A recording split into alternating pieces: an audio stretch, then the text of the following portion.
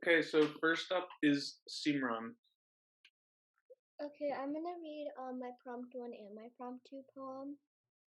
So, this is my prompt one. Speak to me, old child. Give me some gibberish and make it golly. Golly, golly, golly. What about gibberish, golly, old child? You want to read the other one, and then I'll talk about both of them? Okay, this is my second one. Little child, bring me the Kiko, large and wild. Prick to the south, pour to the north. Run as fast as you can, freely. I think those are maybe my favorite poems that I've heard from you, Simran. They're very playful. They're fun to hear. They have great sounds. I like the old child contradiction. I'm curious to know what you were thinking when you wrote that bad poem. What did you have in mind? Like what were you like? What made you say, "Oh, this is bad," and I'm gonna write it down? Well, it just didn't make sense to me. Yeah, good. So I think that's partly why I use that exercise with my college students, is because I want them to try to stop making sense, and I can almost guarantee every single semester that I use that exercise that my students are going to write the best poems that they write. There was like legitimately one time where someone wrote a really horrible poem, and the poem was like,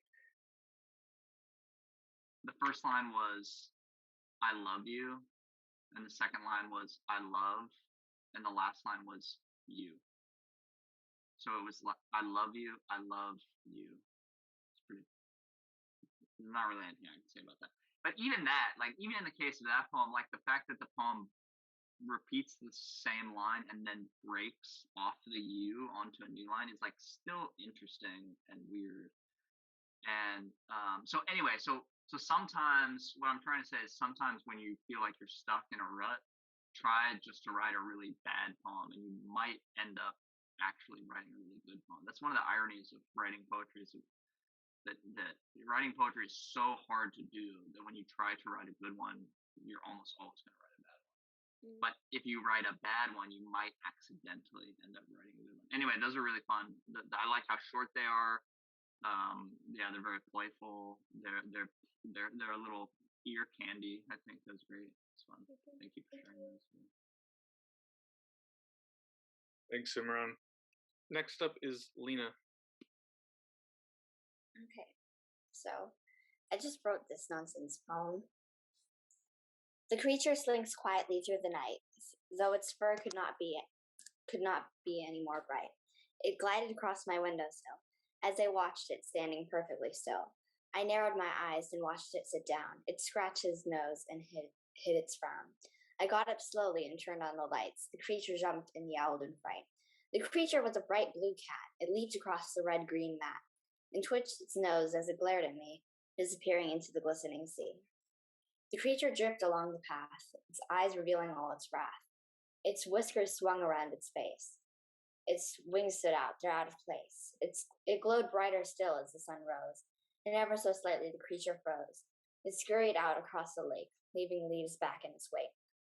The creature was a pink parrot. It started munching on a carrot.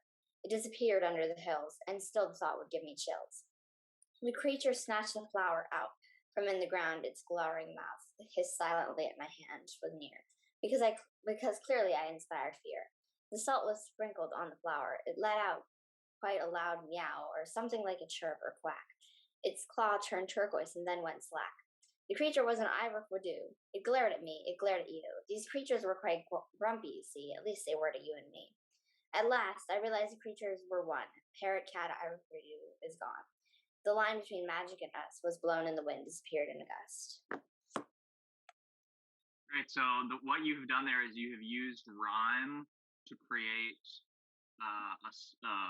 you've used rhyme as the logic of the poem. So what governs the movement of the poem or the story is not really so much some kind of overarching narrative, although your poem ends up producing one. But what governs the movement and the progress of the poem is a kind of rhyme logic, and so that allows you to say things that are interesting and strange and unexpected. And there's a kind of nonsense in the way that the creature changes shape and form throughout the entire poem. So the rhyme really allowed you to do. So that's one thing that rhyme can help you do, I think, as a writer, is to surprise yourself.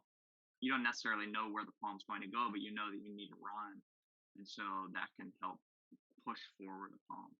So that was a really great example of that. Thanks for sharing it with me.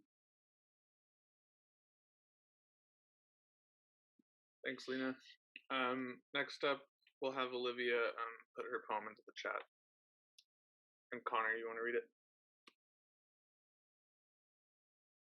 Dancing trees, laughing bushes, balloon seas, candy is luscious. Plenty of cakes, snickerdoodle ahead. Cotton candy wakes, carnivals be red.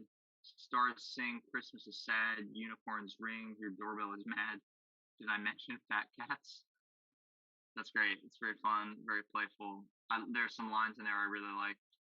Yeah, your doorbell is mad. Carnivals be red. Christmas is sad. Yeah, it's very funny. It's very playful. It's great. It's also just surprising, and there's definitely some subversion going on in that poem. We were talking about subversion at the beginning of class, and there's definitely subversion. Great. Yeah, and also a great ending. That was a lot of fun things. Phila, would you like to read yours now? Yeah. I'm stuck on a rock, thinking a lot. Hawk is soaring. Math is boring. I'm stuck on a rock. What shall I do? The cowbells moo. The calf does too. I'm stuck on a rock. I see moss and I know there's water bears. So I beg you please beware the fearsome glare of the mare. I'm stuck on a rock. Great, fantastic. I love it. I love the repetition of stuck on a rock also. That's very effective use of repetition. Repetition is maybe a topic that we should cover at some point in this class, because that's a very effective use of repetition. So what that repetition does is it grounds us in the poem, and it allows you as the poet to kind of jump around and say all these crazy, nonsensical things, but always coming back to this image of being stuck on a rock, which could be a literal image or some kind of metaphor for being stuck. It was really great. Yeah, I loved it. It was very enjoyable, very fun, very light. Has a kind of like wispy, ephemeral quality that's very enjoyable to read and hear. Okay. Next up is so Ethan, you want to put yours into the chat? Okay, the worst poem ever composed. Hello, goodbye. Let me think. Pretty bad. Yes, I will clap for that. That is a success. What if you? I'm trying to think. Hello. Yeah. What? I think you win. I think Ethan. I think you won the contest for the worst poem ever composed. Hello, goodbye. That. You successfully won the prompt, I would say. Hello, goodbye. To whom does the poem say hello? I don't know, the reader? Reader? Okay. So,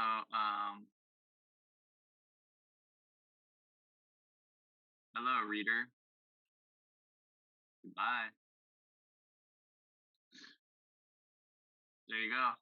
It's pretty good. It's a kind of strange, meta-poetic commentary on the nature of writing poems.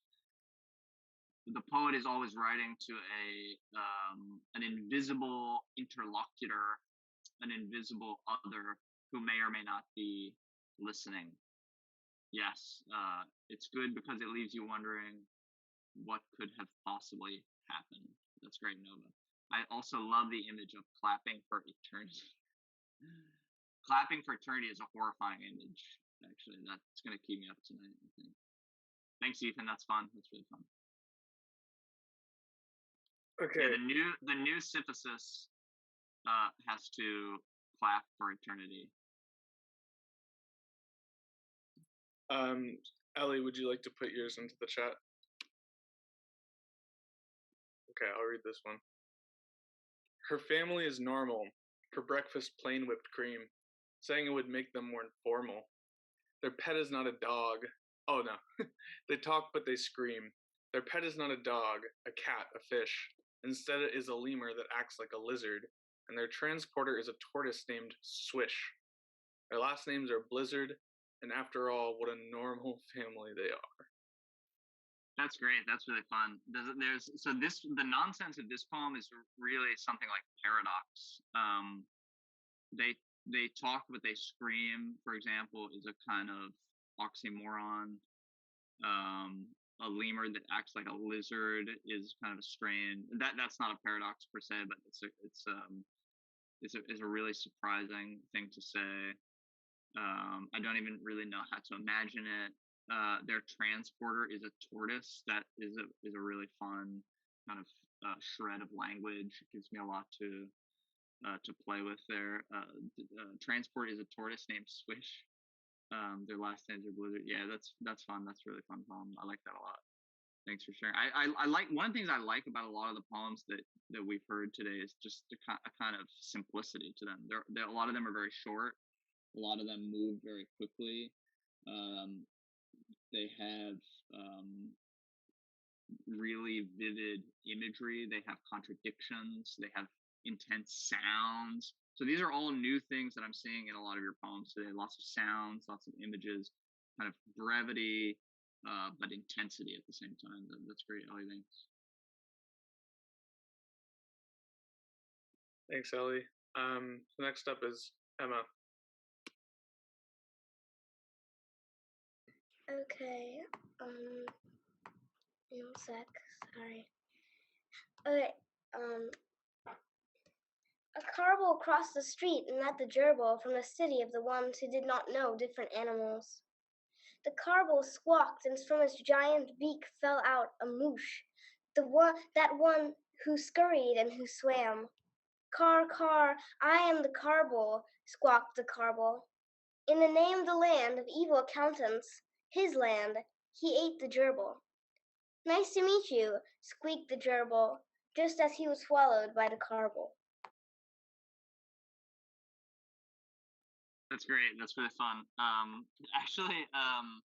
So I do think of your poems, Emma, as being kind of surrealistic.